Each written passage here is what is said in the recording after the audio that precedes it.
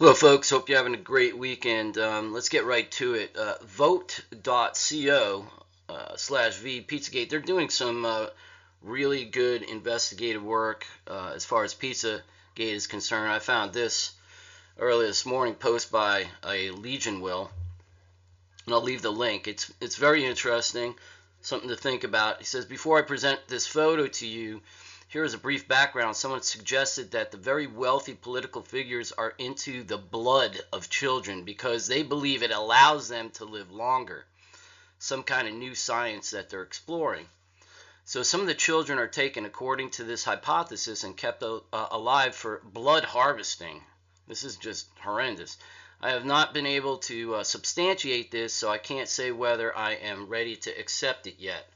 But with that context in mind, it was pointed out that Madeline McCann has an extremely rare genetic anomaly that maybe, and then originally only 1% or 2%, then he crosses that out, says of the children have correction. It's actually a much rarer, a researcher pointed out, in its incidence. It's less than 0.0001%. It is indicated by the deformity in the eye, something unique about the blood composition or DNA. She was also apparently born in vitro, and there are questions surrounding her paternity. Remarkably, we discovered last night that Soros has the same condition. Folks, I wish I were making this stuff up, but you know that the infants that James Alefantis has been posting, he says, do you know about the infants that James Alefantis has been posting? Did it strike you as odd that some of those photos were very close to their faces? Is Alefantis showing off something here about the babies that previously escaped our notice?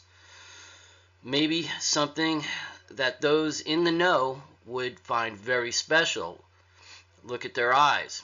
So I'll click on this picture right here. And what he's bringing up here is this anomaly in the eye. You see this goes down here, and he's bringing up the point that also Soros has the same thing.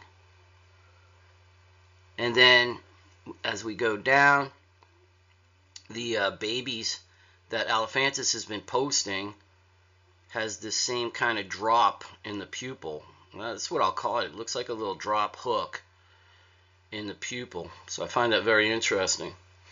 So he says, listen, I'm not concluding anything about this. Maybe it's just an epic coincidence. I really can't fathom that George Soros and others would pay millions of dollars to harvest blood from thousands of children in order to extend their life.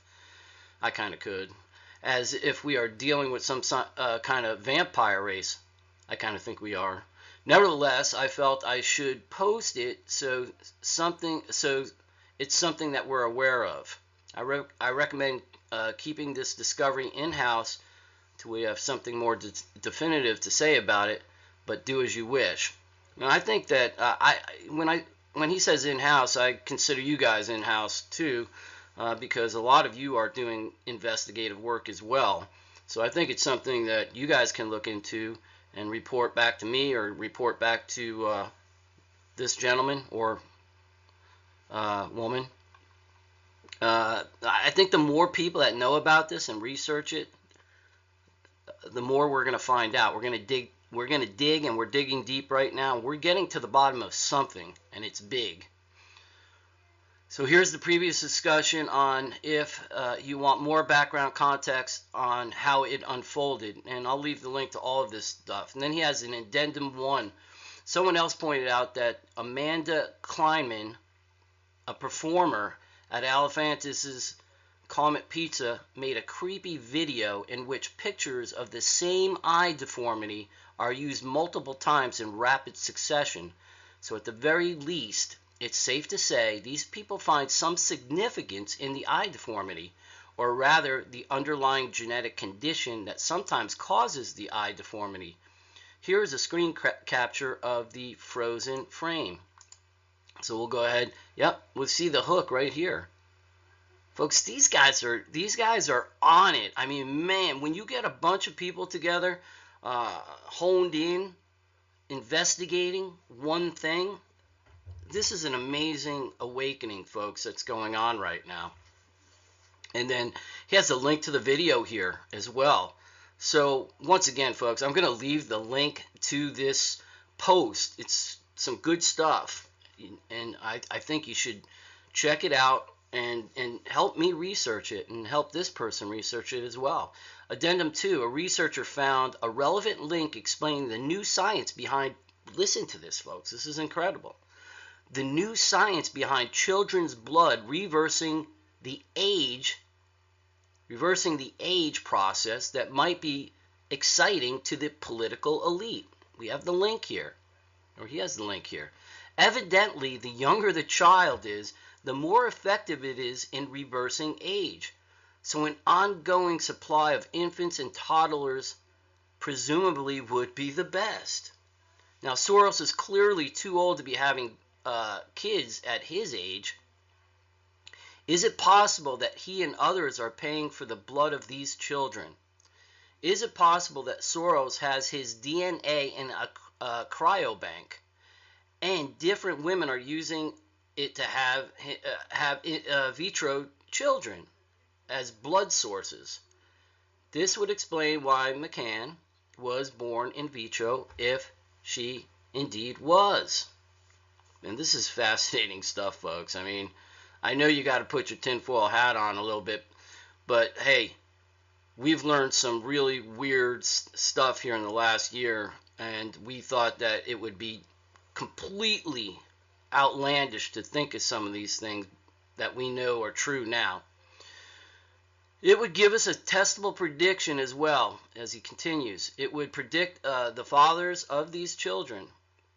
Both McCann and Karis James are not biologically related. If it turns out that they are not biologically related, it would be confirmation. If it turns out that they share the DNA with Soros or other political figures, it would be supreme confirmation. But aside from that confirmation, it would also explain, if true, why Alefantis makes sick jokes about Karis James, and it doesn't seem to outrage the alleged father on Instagram. That's a good point. We really hate to raise these questions about the parents if they are innocent, but our intention is purely to ensure the safety of the children. It certainly is odd that the parents would not be outraged with Alefantis' references to loving butt and chicken lover about the child unless the parents are not biologically related. And it would also explain the odd behavior of McCann's parents after the abduction. Then we have in Addendum 3, someone in the comments notes the gene mutation that causes this condition is a PAX2 mutation. During embryonic development, the PAX2 gene provides instructions for producing a protein that is involved in the formation of the eye, ear, brain, and spinal cord, central nervous system, kidney, and genital tracts. After birth, the PAX2 protein is thought to protect against cell death during periods of cellular stress. Wow, sorry, folks. If someone were to be seeking a solution to cellular death, they would probably start with exploring the function of the PAX2 produced proteins. I have verified, but might be worth exploring. I haven't verified, but might be worth exploring. So, folks, this is pretty interesting stuff, and these guys are on it.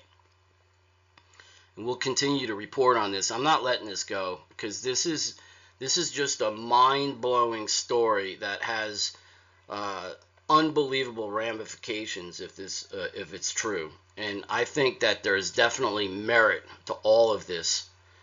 There's just too many coincidences going on. Too many people are looking into this. Thank God for the internet, right? Otherwise, we would have never have found all of this up. Thank God for brave people that are exploring this and that they're putting it out there. Anyway, folks, just